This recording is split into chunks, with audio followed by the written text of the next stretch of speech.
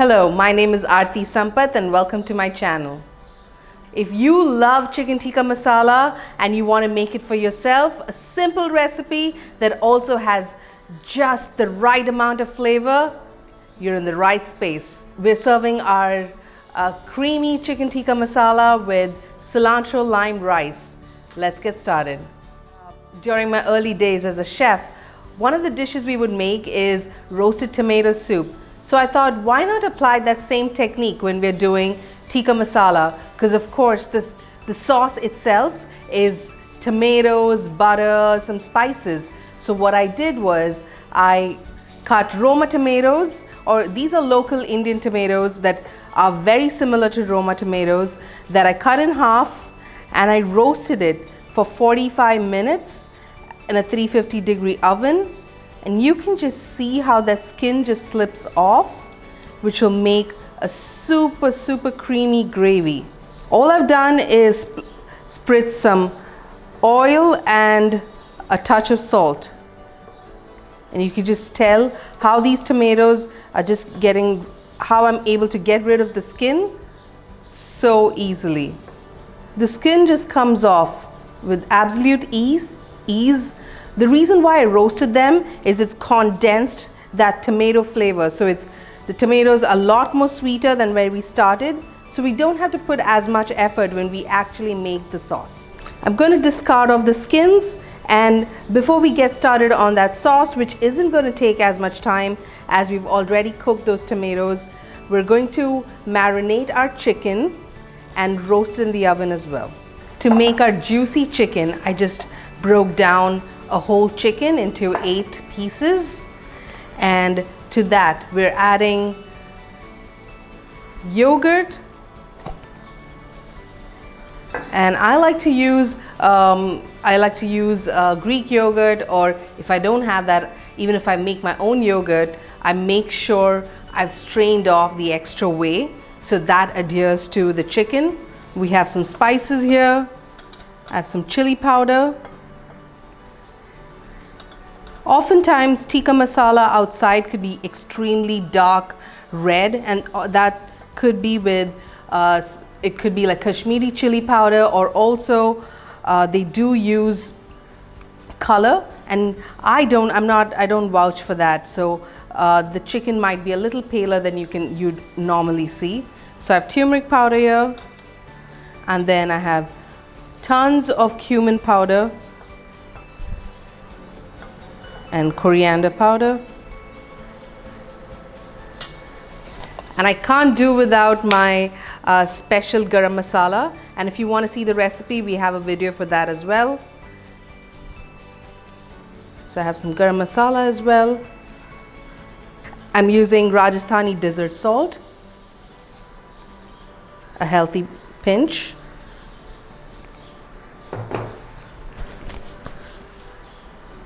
And then lime juice,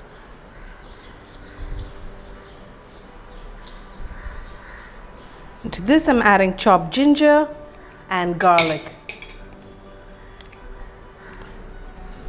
We don't have to overdo with the ginger and garlic because the sauce is also going to have ginger and garlic in it. And now we'll just mix it real well.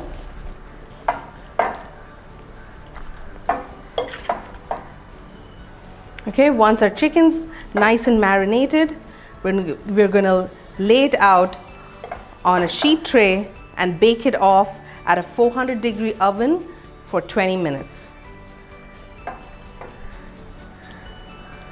You can absolutely use a grill at this point, and I do recommend that you marinate the chicken for at least 2 hours. Overnight, even better.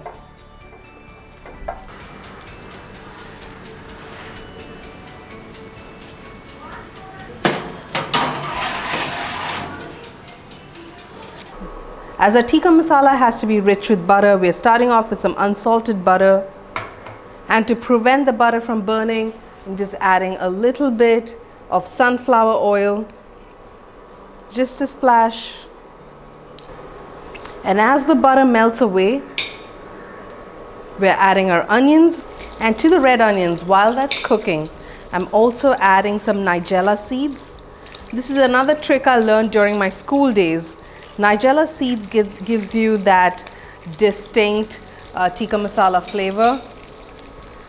And since onions have that strong, almost like it just hits your nose, to just mellow that flavor out, we're using some whole spices.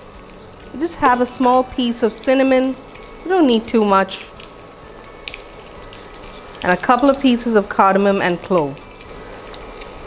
I always like to keep some whole spices handy in my spice box.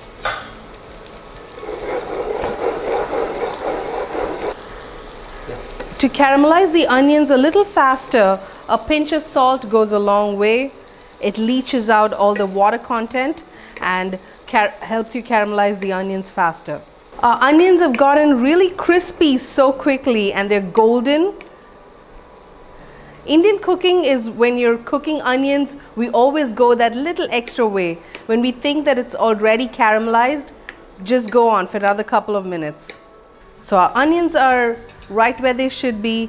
I'm adding some garlic, some chopped garlic, and tons of ginger.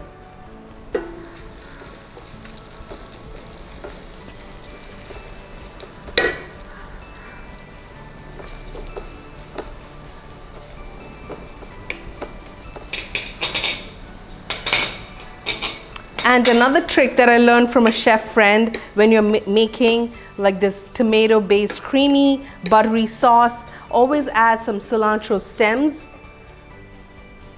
So I have some cilantro stems and leaves that I'm just going to tear up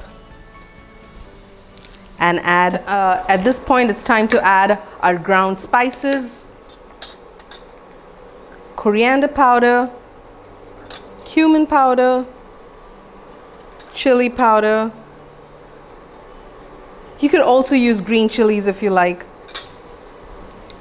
And we'll just allow it to toast in that butter for approximately 10 seconds. This should be fairly quick.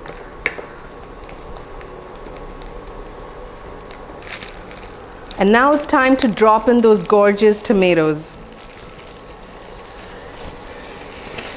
Make sure you scrape the foil completely. You want all those little bits of juice and caramelized bits of tomato.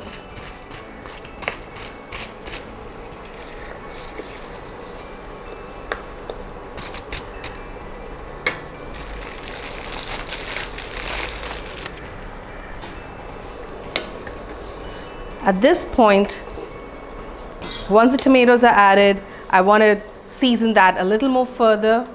So I'm adding some more salt.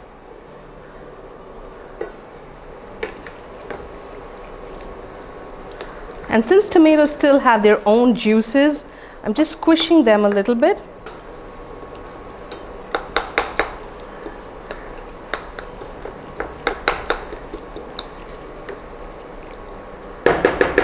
And we'll allow this to simmer for at least 15 minutes. It's way better than simmering for like a couple of hours, right? I always get asked, how do you cook basmati rice? How do you get all those grains fluffy and not sticking together? It's really pretty simple, and I never cook basmati rice in a rice cooker. Actually, we don't cook any rice in a rice cooker. So it's really simple, but you have to just make sure of some key steps. Some really high quality basmati rice. I like Kohinoor brand for some reason. Always their rice grains are mature, and the best way to tell is you can see how those grains are pretty dark and yellow, which means it is a grain that's been matured for a few months. That'll definitely give better flavor. So when you're picking rice, try to look for that.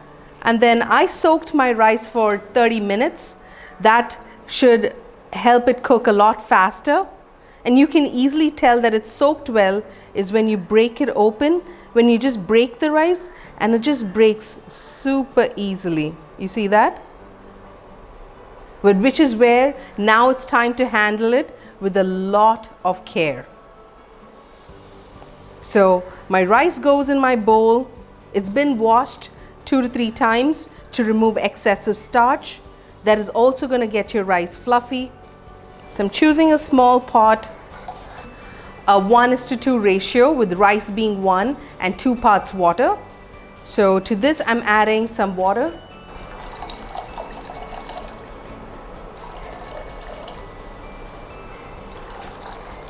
Also, another technique that a lot of Asians use when we're cooking rice is we just stick our finger in, and if it covers like an inch of our finger, we know that it's adequate amount of water. So I think I need a little more. Okay, that's perfect. And before we get our rice to cook, we'll add a couple of things. I'm seasoning the rice with some salt, because it's hard to season rice after it cooks. And then we're using some cumin seeds that I add straight to the rice. And then a splash of oil, and that's what gets those grains nice. That oil gets all the grains to separate. So a little splash of oil works wonders. And then we're going to add our lime and cilantro once it's cooked. Let's check on our tomatoes. Oh, you see how that's become jammy and condensed? And pretty quickly too. It only took 15 minutes.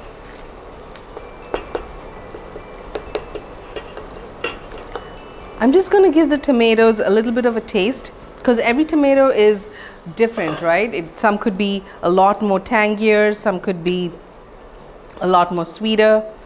So just taste this. Okay, the tomatoes have definitely mellowed out and cooked. It isn't as tangy as I expected it to be, which is really good. So it's almost there, but I'm going to add a touch of sugar to balance it out completely. So of course I have my favorite palm sugar. I'm using a little bit of it.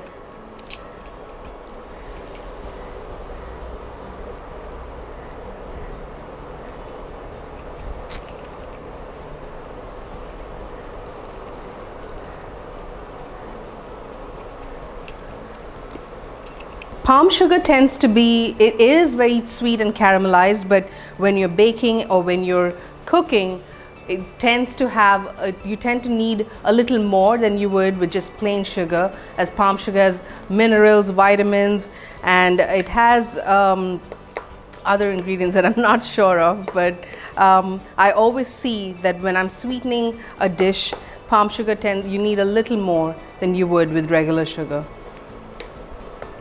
All right, our tomatoes look perfect.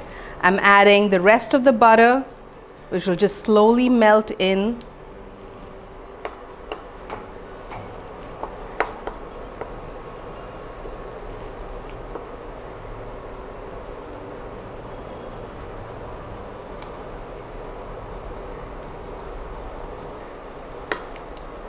Okay, once the butter is melted in, I'm just going to blitz this real quick and I'll be right back.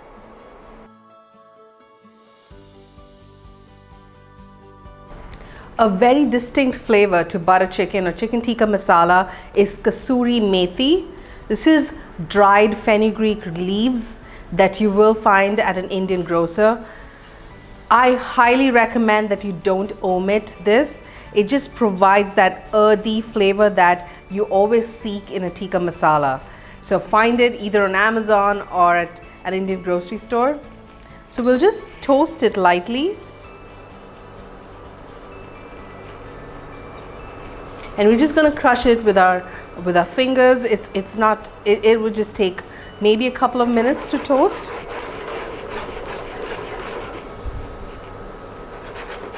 The tomato sauce has been blended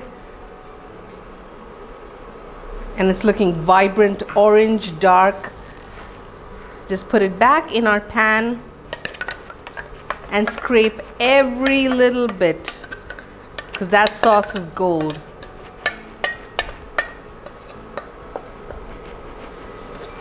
I'm just swishing our mixer top with a little bit of water. You can also use chicken stock, which will even bump up the flavor. Our chicken came out of the oven a couple of minutes ago and it's looking really tender, juicy. I'm dropping it in the sauce.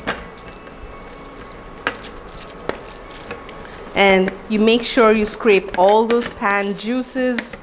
We don't want to miss anything. Stir.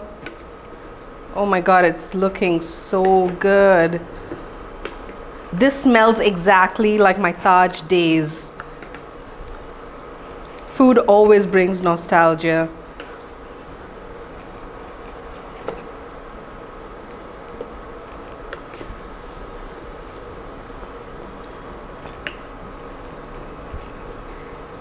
Okay, chicken's in the sauce, and then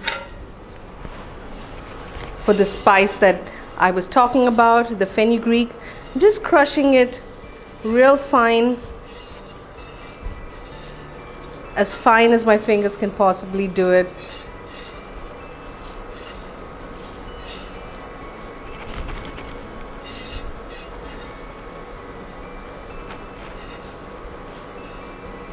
I'm adding the fenugreek.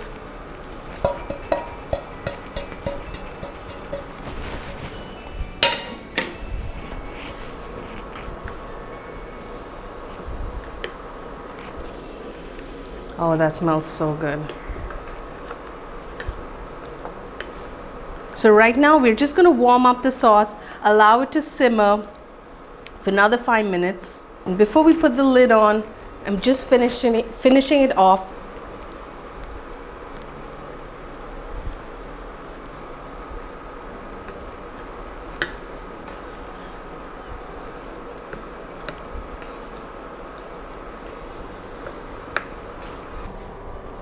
All right, let's check on our rice. It barely took 8 to 10 minutes to cook, and as you can tell, you see how fluffy those grains look. And I also allowed the rice to rest for another 10 minutes. That's another short way of not getting your rice all mushy. And I just use a fork to fluff up the grains. The reason why basmati rice is called so, it literally means fragrant rice. And it has this very distinct aroma that when your mom's cooking basmati rice, you know it's a special occasion. All right, our rice is fluffed up. I'm adding some chopped cilantro.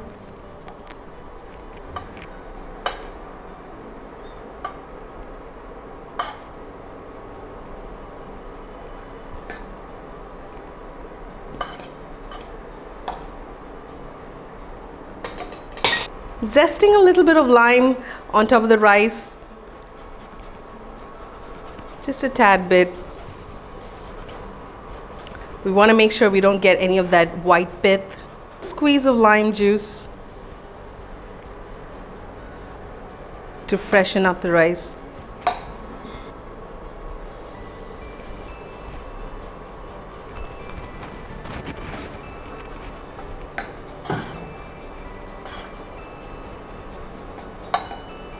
Gonna give it a quick taste.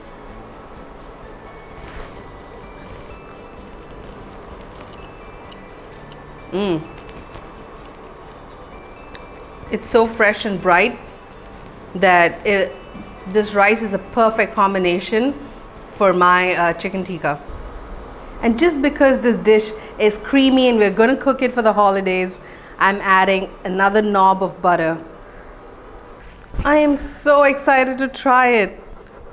All right, so take a little piece of chicken. That's always me. I love to just dunk my fork right into the pan. Okay, got some white meat and it's looking so juicy. Oh my God.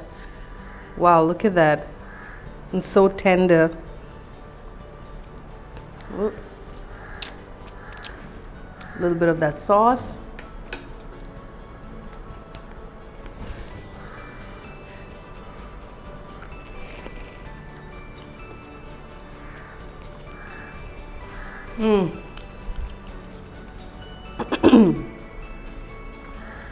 I love this recipe.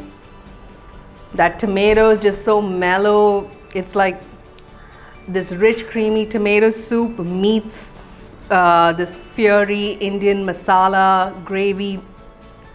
It's so yummy. I really love the fenugreek. I love the fenugreek leaves and the nigella seeds that create this umami flavor that I would call tikka masala. It is seriously a bomb of flavors. I now understand why all across the world tikka masala is like one of the most favored dishes. Tikka masala is one of the most favored Indian dishes. I clearly get why it is, because it's also one of my favorites. I really hope you will try this recipe. It's really not that intimidating. That's what I think. Please let me know in the comments below. Also, please message me your version of tikka masala. Did you do something else to it? I would love to know and learn from you as well. And if you like this video, please like and subscribe to Chef Aarti Sampath, and happy holidays.